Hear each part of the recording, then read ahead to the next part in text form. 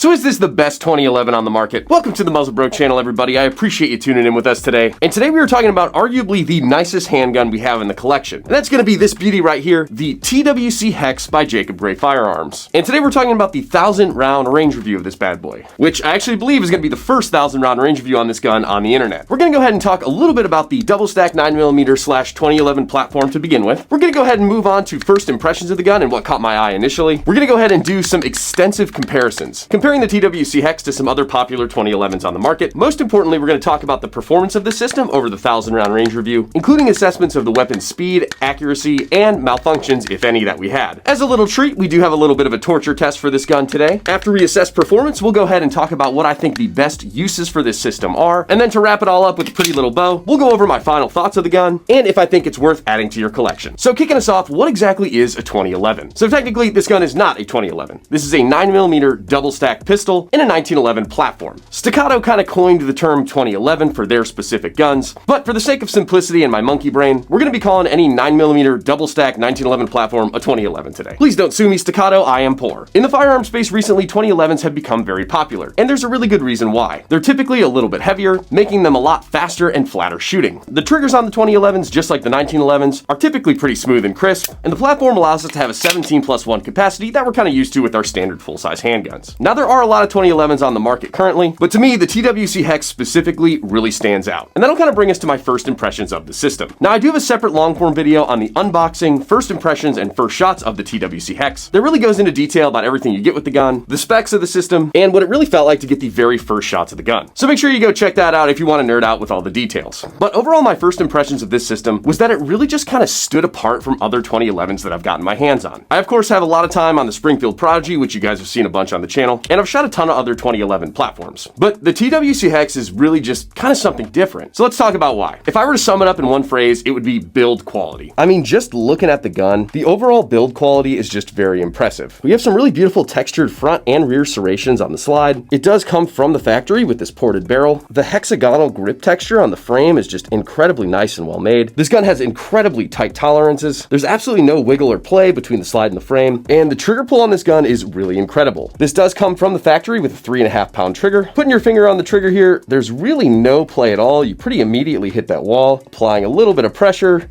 trigger breaks, and the reset is phenomenal. Little bit of reset, and we're ready to go. So aside from the build quality, ports, trigger pull, and grip, I was also really pleased that this gun did come with a toolless guide rod from the factory, making field stripping the weapon very easy. And this gun also did come with an RMR optics plate from Jacob Grey, which is very much appreciated. Now, I did do this range review without an optic because, quite frankly, I really did enjoy the iron sights. With this blacked out rear sight and the orange tritium night sight up front, I really was a big fan of the irons, and I also don't have a nice enough optic, in my opinion, to put on this gun. I thought it kind of would be a little bit of a shame to do a 1,000-round range review of like the nicest handgun I own with some sort of crappy Chinese optic, so we just ran her with the irons. So first impressions of this gun were phenomenal. I mean, it's just a beautiful piece, and first shots of this were great as well. We had a very flat and smooth shooting platform that I was just having a lot of fun with. But as I mentioned a little bit earlier, there are a lot of 2011s on the market. So one thing that was really important to me while doing this range review was directly comparing the TWC Hex to some other popular 2011s that are out there. So let's compare. We have the 4¼ Springfield Prodigy. I do have some custom V8 ports on this guy.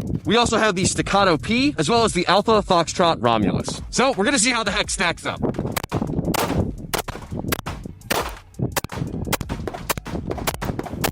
So directly comparing the Hex to the Prodigy, I will say the V8 ports on the Prodigy are a lot more concussive than the ports on the Hex. And to be totally honest, I do feel that the Hex actually had a little bit less muzzle flip and recoil than the Prodigy. So I'm gonna give the winner of this one to the Hex. Next up, the Staccato P. So I will say the Staccato P shot a little bit better than the Prodigy. Now, obviously the Staccato P does not have any ports on it, but it still shot very nicely. I will say between the two, the Hex does have a little bit less muzzle flip with each shot, most likely due to those ports and the all-metal frame. Last up, we have the Alpha Foxtrot Romulus. Okay, so out of all the 2011s we've shot today, I will say that this one is probably the snappiest. It still shoots very nice, it's very easy to handle, but it is definitely the snappiest out of all four guns. So the Hex is definitely going to shoot faster and flatter than the Romulus here. So out of all four of these 2011s, I think the TWC Hex by Jacob Grey and the Staccato P were most closely similar. Although I did have a little bit of perceived less muzzle flip with the Hex, let's run some build drills between these two and find out which is the fastest. So it was a 1.21 with the Hex. Say 1.28 with the Staccato P. So between the Staccato P and the Hex, first off, they're both very nice shooting firearms. I will say, in my opinion, I do think I would prefer the TWC Hex. I really do enjoy the ports on this guy, and I think that's why I can shoot the Hex just a little bit faster than the Staccato P. Both shoot very smoothly. I think the Hex just shoots a little bit flatter and a little bit faster.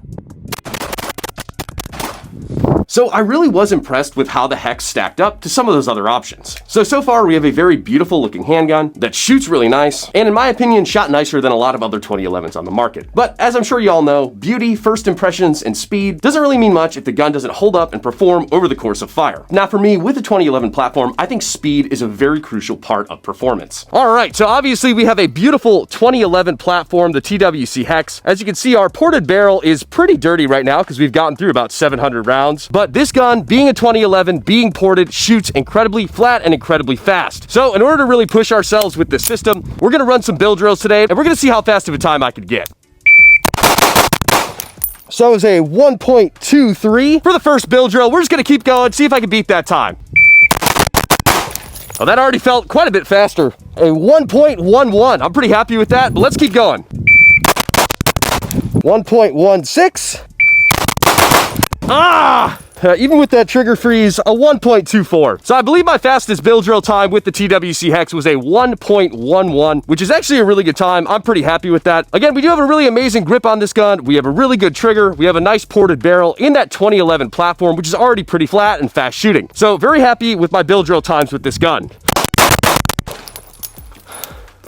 So as you can see, I really was having a ton of fun running those drills, and I was really able to shoot this gun pretty dang fast. And I think there's three main things that really contributed to that. First and foremost, the ports on the gun. In handguns overall, I'm a huge fan of the ports. They really do a great job of keeping that muzzle flip down while you're shooting, really enabling you to get back down on target faster for follow-up shots. And the ports on the Hex are very impressive. They're really not huge ports, but they absolutely are effective. Number two, the trigger. Now I know I showed you this trigger pull earlier, but it's just really impressive at the range. I think for me, this 3.5 pound trigger pull is kind of the Goldilocks zone, allowing you to get some incredibly fast shots with a very short trigger reset, but it really isn't light enough to make me feel uncomfortable carrying this gun every day or as a duty system. And kind of my third reason I think I was able to shoot as fast as I was is really just due to the grip. For handguns, the grip is really everything. You can have a really nice shooting gun, but if you aren't able to grip the pistol effectively, it's really just going to throw off your shot trajectory and speed. And the hexagonal grip pattern of this Jacob Grey really gave me a good purchase on the gun and made this feel incredibly solid and stable in the hand. So we know she shot fast, but did she shoot accurately? All right, so we're at the back of the range here. We're about 35 yards from target. We're gonna go ahead and pop off 10 rounds as carefully as I can. Then we'll take you up front, show you the hits.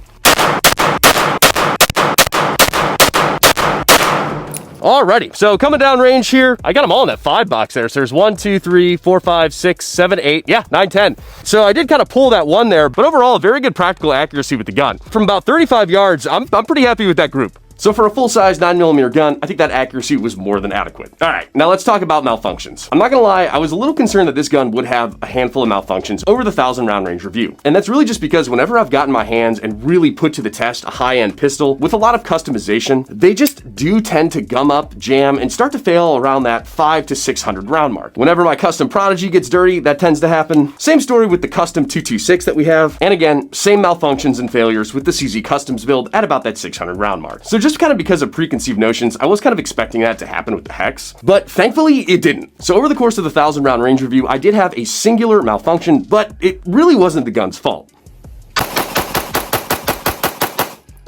Oh no! All right, so we did have a little stovepipe malfunction there. So we're gonna go ahead and clear that, and we'll see if that keeps happening. Ran clear, let's keep shooting it. So let's talk about that stovepipe for just a second and why I really don't blame the gun for it. As y'all saw in that clip, I was kind of being a jackwagon and doing the one-handed side shot just to kind of get some cool B-roll for the montage at the beginning of the video. And that's when that stovepipe malfunction occurred. And honestly, I just kind of induced that malfunction by limp wristing the gun. When you're shooting one-handed, you're not really giving the frame the stability it needs for that slide to cycle back and forward appropriately to appropriately eject the spent round and load the new one. And that was the only malfunction I had over the course of 1,000 rounds. So did we have a malfunction? Yes. Was it the gun's fault? No. If you're not being an idiot and trying to look cool for the camera, are you gonna have a malfunction with this gun? You're not. And for a high-end 2011 with ports, an amazing trigger, and really tight tolerances, I was really impressed with that. And I also think it's incredibly impressive and important to note what rounds I was using. I ran the range review with the Hex just with the cheapest 9mm I could find. Just this Blazer 115 grain. All right, don't give me any hell for that. It's the Muzzle Broke channel. Come on. But I think that leans even more into the reliability of the system. Most 2011 companies actually recommend that you use higher grain 9mm rounds while firing their systems so that the system doesn't malfunction while shooting. And we didn't do that. We ran 1,000 rounds with 115 grain and she ate them all perfectly. So that was really something that kind of did shock me. In fact, I was kind of driving to the range and I was like, oh man, I'm doing a 1,000 round range review of a 2011 and I only had 115 grain. I was like, oh, please work. But she did, so thrilled. So we were 1,000 rounds into the gun, no significant malfunctions, and I was very impressed. So then we kind of tried to make her fail with a little torture test. We were lucky enough to have some mud out on the range today. So as painful as it is for me to get this incredibly beautiful piece all muddy and full of goop, I do want to throw her in the mud and see if she still fires. So let's get her dirty. Oh God, dude, that's sad. I don't want to do this. This hurts my feelings. This gun is worth more than my house. Okay. God, that's unfortunate.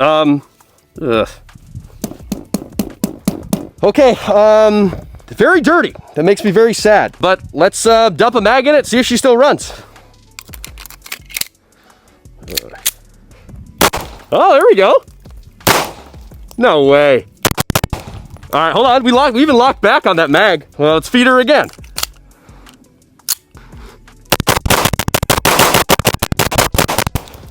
So no lock back on that, but that was with the Prodigy mag, which notoriously doesn't rock back anyways.